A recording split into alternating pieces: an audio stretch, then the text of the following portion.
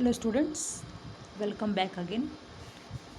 In previous class, students, we read the poem The Kite, okay? And today we will read the poem The Quarrel, okay?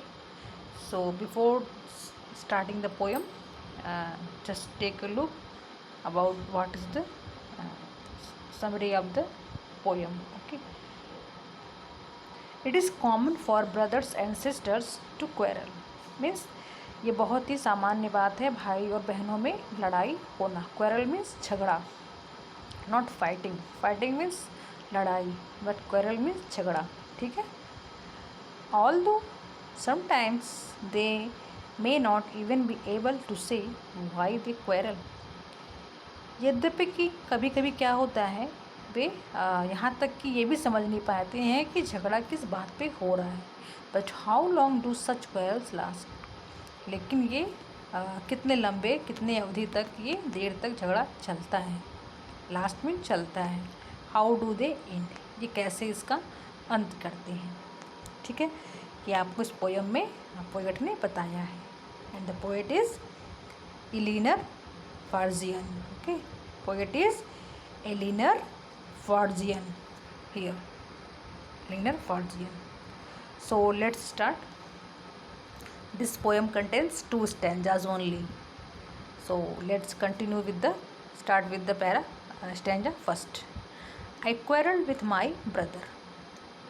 I don't know what about.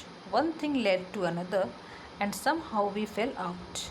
The start of it was slight, the end of it was strong. He said he was right, I knew he was wrong. क्या हो रहा है कि I quarreled, मैंने झगड़ा किया अपने भाई से।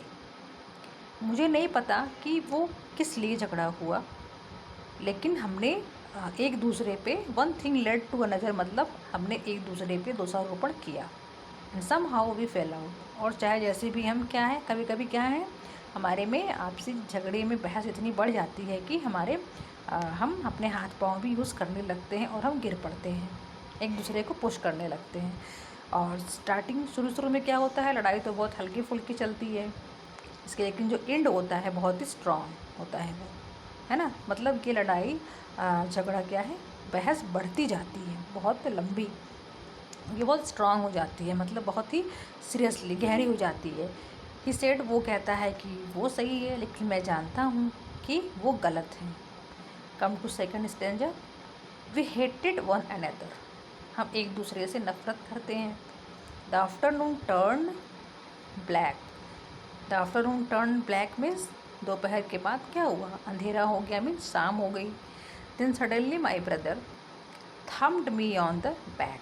तभी से क्या हुआ, मतलब वो झगड़ा इतना बढ़ता जाता है, इतना बढ़ता जाता है कि वो दोपहर से शाम हो जाती है। और तभी मेरे भाई ने अचानक से मुझे पीछे से थंब में धक्का दिया। And said, oh come along, आओ मेरे साथ। We can not go on all night, it was in the wrong, I was in the wrong, so he was in the right. और क्या कहा उसने, ओह कम अलाउ, आओ मेरे साथ। We can't go on all night, मतलब हम पूरी रात इस तरह से नहीं चल सकते, नहीं लड़ सकते, नहीं बहस कर सकते। आई वॉज इन द रॉन्ग, मैं गलत था, अतः ही वॉज इन द राइट, अब क्या है वो सही था। मतलब जब वो अब गलत कह दिया खुद को, तो अब पोएट कह रहा है कि अब वो सही था। इस तरह से दोनों में सुलह हो जाती है, झगड़ा ख़त्म हो जाता है, ठीक है। आप लोग भाई बहन भी आपस में लड़ते हैं ना, फिर एक दूसरे को सॉरी बोलते हैं।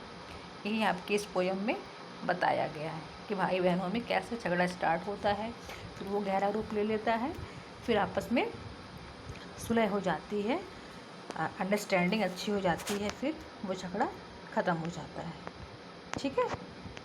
और आपका होमवर्क है कि आपको इस पोयम को 2-3 बार अच्छे से रीड करना है, मतलब बोल बोल के पढ़ना है, और उसकी मीनिंग समझने की कोशिश करना है, ठीक है।